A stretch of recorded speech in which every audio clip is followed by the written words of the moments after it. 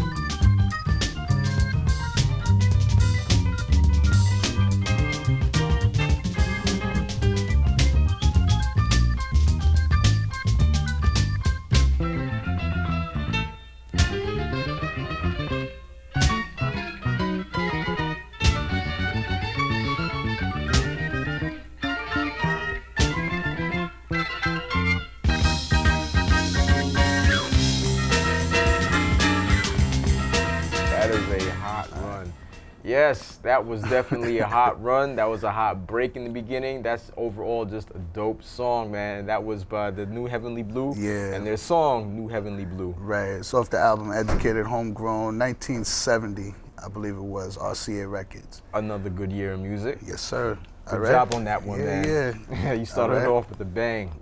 All right. All right, next up we have